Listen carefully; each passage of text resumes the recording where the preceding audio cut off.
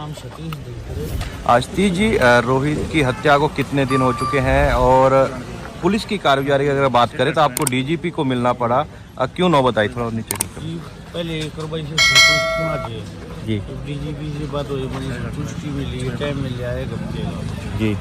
ना 14 दिन हो गए तो कोई कार्रवाई नहीं हुई। तो क्या लगता क्या है, कोई पॉलिटिकल प्रेशर या कोई रसूखदार लोग हैं, क्यों कार्रवाई नहीं हो रही है, या पुलिस असमर्थ है पकड़ने में अभी तक? ये सारी पोल्ट्री वो दबाव लग गया, सारी पुलिस में पानी मारा था जी। जी इसीलिए डीजीपी दौरा आए जी। डीजीपी साहब से मिले क्या रहा? उन्हें डीजीपी ने एसपी दौरे फोन किया है, पूरा किया है, 1 हफ्ते का टाइम मांग गया है, 1 हफ्ते में सबके मदद। ठीक है। तो जो पुलिस की कारगुजारी है, जो कार्रवाई है, उसके बारे में बोला अभी जो कार्रवाई सही नहीं कर रहे हैं, ये भी बात रखी है। हाँ ये रखी, सारी रखी है जी।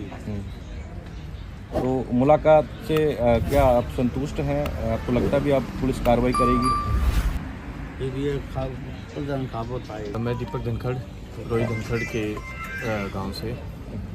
आज हम डीजीपी साहब से पूरा राष्ट्रीय धनखड़ परिवार आकर मिला है। दोनों गांव की पंचायत परिवार के लोग और राष्ट्रीय धनखड़ और हरियाणा के जो धनखड़ परिवार है सभी आकर मिले हैं। डीजीपी साहब ने जो सभी खाप पंचायत से मिलकर जो आश्वासन दिया है, उस आश्वासन को हम जाकर अपने पूरे समाज में, अपनी पूरी पंचायत को और सभी को बताएंगे। आगामी कार्रवाई जो भी होगी वो निर्धारित करेंगे।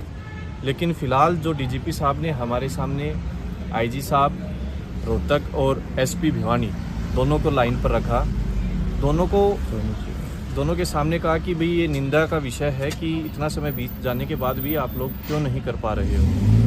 और उन्होंने फटकार भी लगाई है और कहा भी है कि भाई जल्द से जल्द आप समय बताओ कि मैक्सिमम कितना समय हम परिवार को दें कि उस तक आप पकड़ लोगे।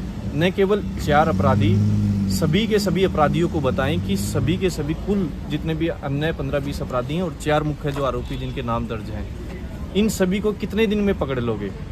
तो 1 सप्ताह का टाइम डीजीपी साहब ने दिया है अभी कि 1 सप्ताह में नाम दर्ज जो अपराधी हैं उनको भी और जितने अन्य अपराधी हैं उन सभी को भी पकड़ लेंगे। साथ ही साथ डीजीपी साहब ने यह भी कहा कि अगर वो नहीं मिल रहे हैं या अपनी लोकेशन से बार बार इधर उधर हो रहे हैं तो उनकी संपत्ति कुर्क की कार्रवाई शुरू की जाए, उनके दरवाजे उखाड़े जाएं या जो भी कानूनी कार्रवाई हो सकती है। एसपी साहब को सख्त आदेश दिए हैं कि जो नहीं मिल रहे हैं उन पर सख्त से सख्त कार्रवाई करके चाहे उनकी संपत्ति कुर्क करने का कार्रवाई शुरू की जाए या जो भी सख्त कार्रवाई हो सकती है। दूसरा ये कहा कि भाई जो भी स्थिति डेली की अपडेट है परिवारजनों को इसके बारे में स्पष्टीकरण बताएं।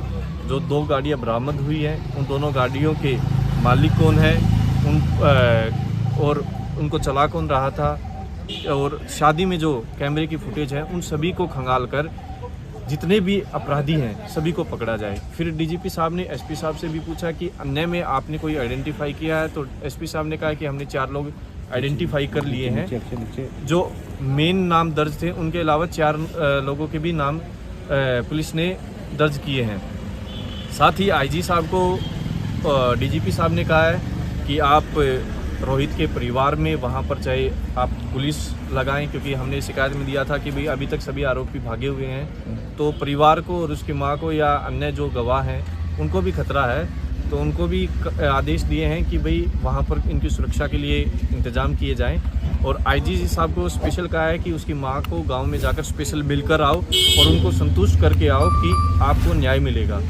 और यह भी संकेत दिया है कि उन पर ऐसी कार्रवाई की जाएगी, एक नसीहत बनेगी पूरे प्रदेश में कि एक अंतर्राष्ट्रीय खिलाड़ी जिसके साथ इतनी बड़ी दुर्घटना हुई है तो हम उनको ऐसे छोड़ने वाले नहीं हैं, कीड़े मकोड़े की तरह उनको निकाल कर लाएंगे और एक बड़ी नसीहत यहाँ पर प्रदेश में पेश की जाएगी। तो संतोषजनक जवाब आपको मिल चुका?